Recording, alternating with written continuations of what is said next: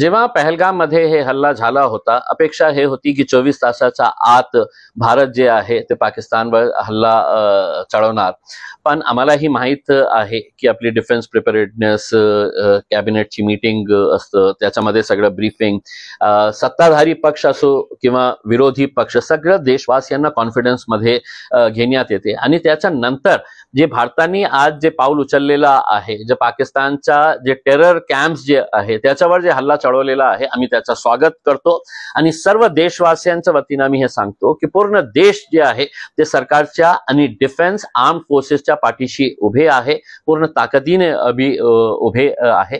आणि अपेक्षा हे आहे की या हल्ल्यातून पाकिस्तानला एकदा धडा शिकवण्याची खूप आवश्यकता होती, ते त्यांनी करून दाखवलेला आहे. किती दिवस चालणार आहे, पुढे काय काय होणार आहे ते आर्मीचा निर्णय असणार आहे, डिफेन्सचा निर्णय असणार आहे. जे काही असेल, पूर्ण देशवासी जे आहे ते आनंदी आहे, संतुष्ट आहे. आणि अपेक्षा हेच आहे की पुन्हा पाकिस्तानची कधी हिम्मत होणार नाही आमच्या देशावर अशा प्रकारच्या डोळे टाकण्याची.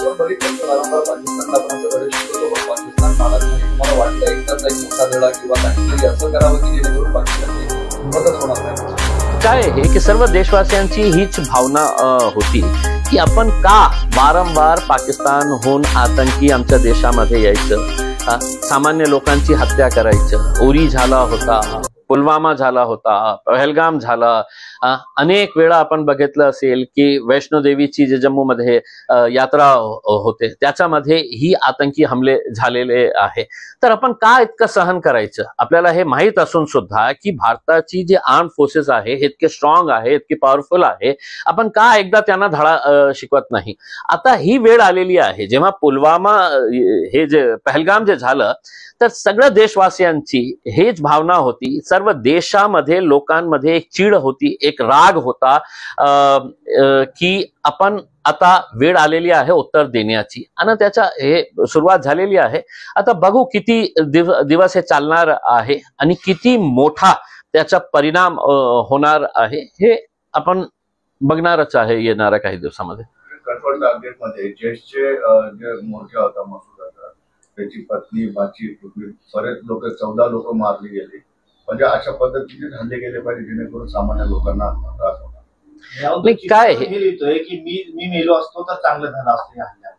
कोणी म्हटलं? मजूर अजहर मसूद, त्याचे जे नातेवाईक एक्सपायर झाले. काय आहे की जोपर्यंत आपल्याला डिफेन्स चे जे PRO असतील किंवा सरकारकडून आपल्याला ऑफिशियल स्टेटमेंट येत नाही, मला असं वाटत नाही की त्याच्यावर मी प्रतिक्रिया देऊ. पण एक गोष्ट नक्की की पाकिस्तानचे जे जे टेरर कॅम्प्स आहेत त्याच्यावर हल्ला करण्याची खूप आवश्यकता आहे.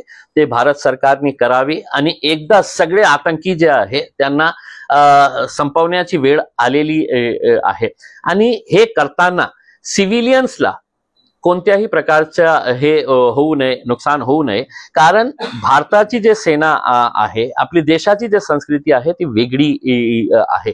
आपण इस्रायल सारखा वागत नाही. इस्रायल जेव्हा फलस्तीनवर हमला चढवतो तर ते जेनोसाइड करतं. आणि जेनोसाइडचा अर्थ हे आहे की जे कोणी येतं त्यांच्या रडारवर त्यांना सगळ्यांना संपवण्याचा ते हे करतात, टार्गेट करतात. त्याच्यामध्ये लहान मुले असू शकतात, त्याच्यामध्ये महिला असू शकतात, त्याच्यामध्ये वयोवृद्ध लोक आहेत, त्यांनाही टार्गेट करण्यात येते. पण आपल्या देशाची जी संस्कृती आहे आणि डिफेन्स फोर्सेस ही छत्रपती शिवाजी महाराजांचा आदर घेऊन त्यांचाही मोठं हेच असतं की आपल्या जे टार्गेट आहे आपण त्या टार्गेटला हे करायचं. आपण बघितलं असं की शिवाजी महाराजांच्या काळात जे लढाया व्हायचं ते महिलांना कधीही टार्गेट नाही करायचं, मुलांना, लहान मुलांना कधीही टार्गेट नाही करायचं. तेच मोठो आपल्या डिफेन्स फोर्सेसचा आहे. आता अपेक्षा हेच आहे की असा एकदा पाकिस्तानला कड्या शब्दाने आणि ऍक्शन्सने सांगून टाका की पुन्हा तुमच्याकडच्या एकही आतंकी आमच्या देशावर नजर टाकली तर त्या परिणाम काय होतो हे बघा. अमेरिकेने पाकिस्तानला अलर्ट दिलाय. भारताने जो हल्ला केलाय तो त्यांचा अधिकार आहे. परंतु तुम्ही जर हल्ला केला तर त्याचे वाईट परिणाम होतील. हे डिप्लोमॅसी आपली इंटरनॅशनल लेवलची त्याचा विजय म्हणू शकतो आपण, कारण बऱ्याच देशांनी काय आहे की अमेरिकेशी आणि विशेषकर डोनाल्ड ट्रम्पवर भरोसा करण्यासारखं नाही आहे. तो विचित्र प्राणी मला दिसतं. ते वेगळंच माणूस आहे. ते आज काय बोलतो, 2 तासानंतर काय बोलतो आणि त्याचे ऍक्शन्स काय असतं, ते अमेरिकामध्ये त्याचा विरोध कसा चाललेला आहे. आपण हे जे ऍक्शन घेतलेलं आहे ते आपण त्याला हल्ला नाही म्हणायचं. This is a right to self defence. This is a right and every country has the right to self defence.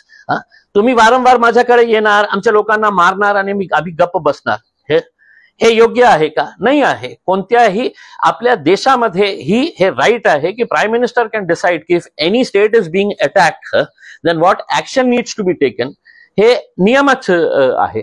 तर आपल्या देशावर वारंवार हल्ले होत चाललेले आहे.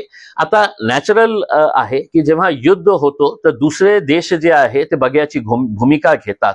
आता इंडियन इकॉनॉमी जे आहे इतके फास्टेस्ट ग्रोईंग इकॉनॉमी झालेली आहे आजच्या पेपरमध्ये की आपण जपानला मागे सोडणार आहे इकॉनॉमीमध्ये. तर जेव्हा युद्ध होतो तर त्याचा इकॉनॉमीवरही परिणाम होतो. तर अनेक देश जे आहे ते बघ्याची भूमिका घेऊन ते हेही बघतात की त्यांच्या इकॉनॉमीवर परिणाम होणार आहे, ते मागे पडणार आहे. तरी सुद्धा देशाची अस्मिता जे आहे, देशाची जे ताकद आहे ते महत्वाची असतं. इकॉनॉमी व सगळे बाकीचे मुद्दे जे आहे ना ते होत राहतील. पण आज राईट टू सेल्फ डिफेन्स प्रमाणे जे निर्णय सरकारने घेतलेला आहे त्याचा आम्ही स्वागतच करतो. जय हिंद.